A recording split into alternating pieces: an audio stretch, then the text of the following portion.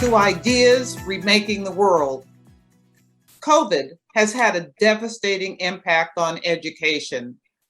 In many places, schools shut down. Not all children had access to online instruction, and when they did, not all could take full advantage. Learning suffered. But in Panama, a coalition of groups came together to create a learning tool that has revolutionary potential.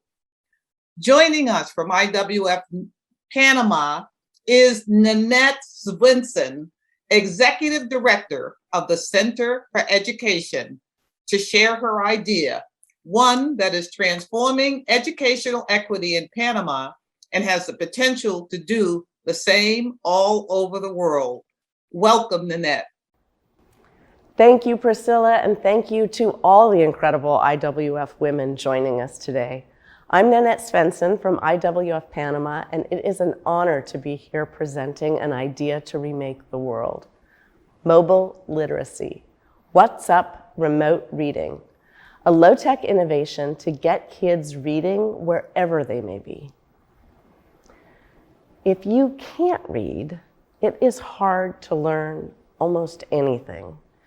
And this was one of the biggest problems we faced with the COVID-19 pandemic. Over 1 million children and young people out of school in Panama, and over 1 billion youth affected globally. This poses a big threat to current and long-term learning, particularly for public primary school kids in low socioeconomic situations.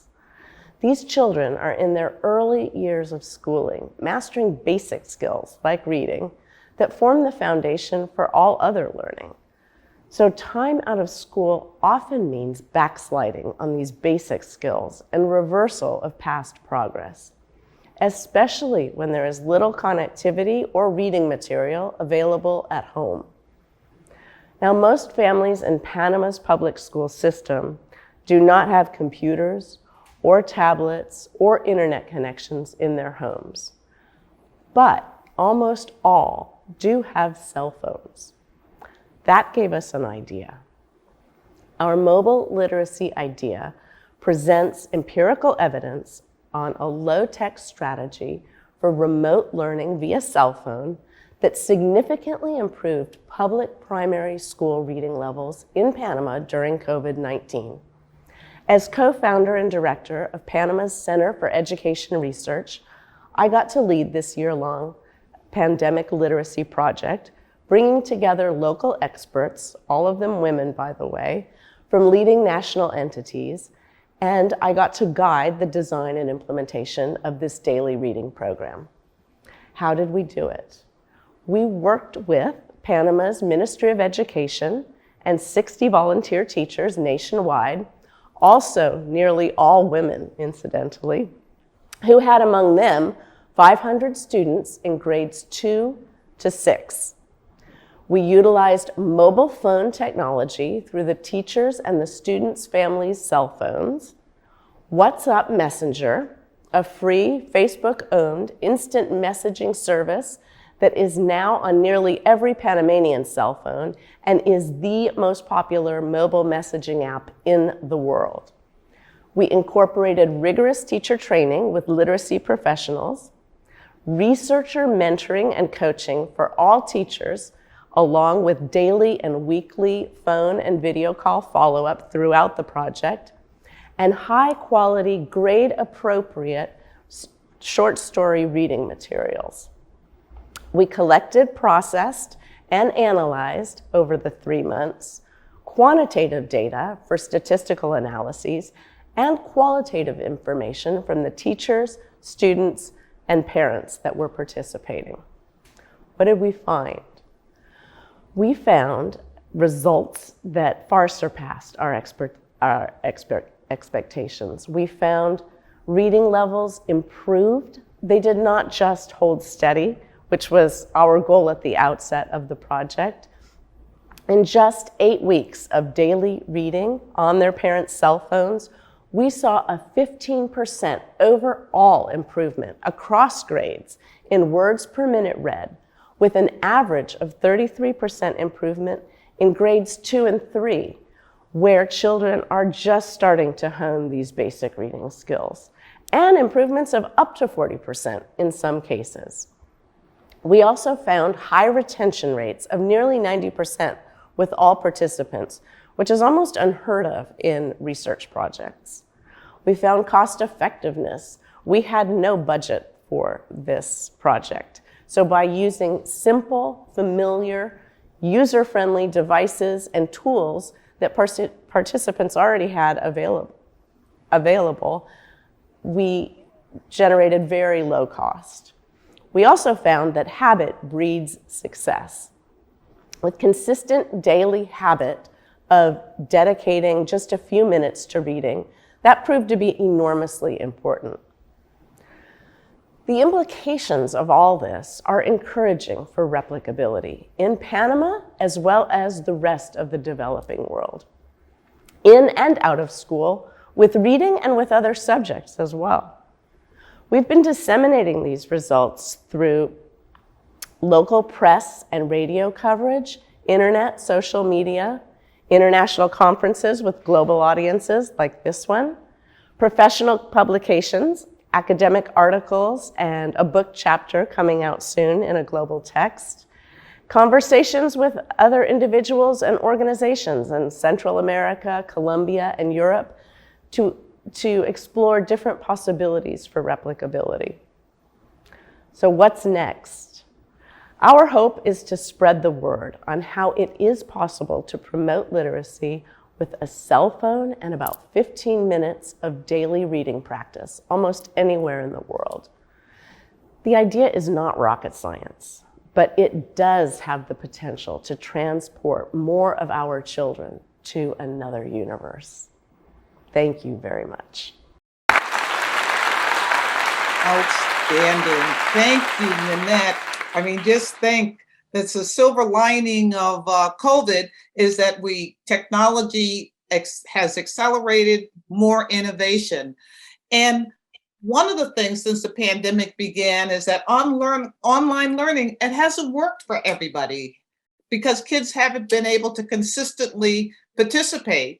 But what I understand is that you've achieved in your pilot project 90% participation. How has that happened? I think 3 things in particular really helped us achieve what we did. First, teacher training and coaching. We were fortunate to work with the UNESCO awarded ProEd Foundation, experts in teacher training, pedagogy, and literacy in the design and implementation of the program. And we also accompanied teachers throughout the project with daily, weekly, monthly meetings. So there was a lot of support and a lot of accountability built into the process. Secondly, user-friendly devices and apps. We used teachers and families' existing cell phones and WhatsApp Messenger, devices and apps that everyone was already familiar with and comfortable using on a daily basis. So we also used colorful, fun, grade-appropriate materials that made reading kind of more of a game instead of a chore for the children.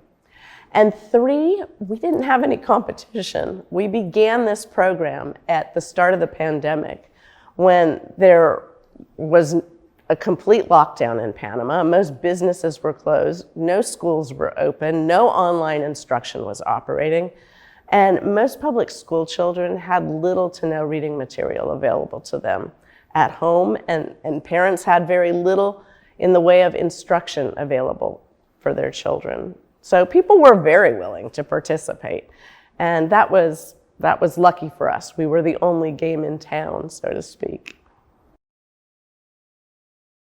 Absolutely, and using everyday products and things that people were familiar with was quite brilliant.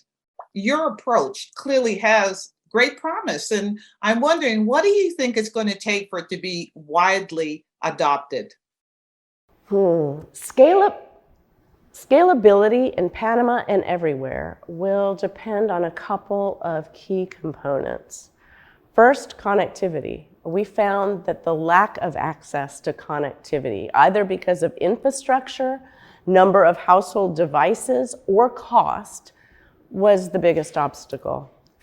With more public-private and public-private attention to this, perhaps we can begin to close some of these gaps.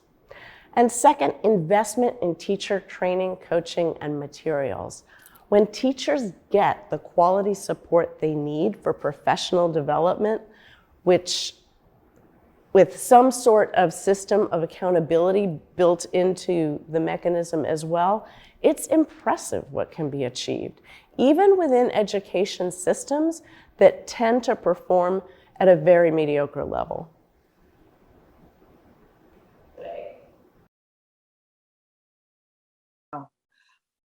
We are all looking forward to after COVID, and when children are able to return to the classrooms, do you think we're going to see technology continue to be leveraged so that parents can learn alongside their kids?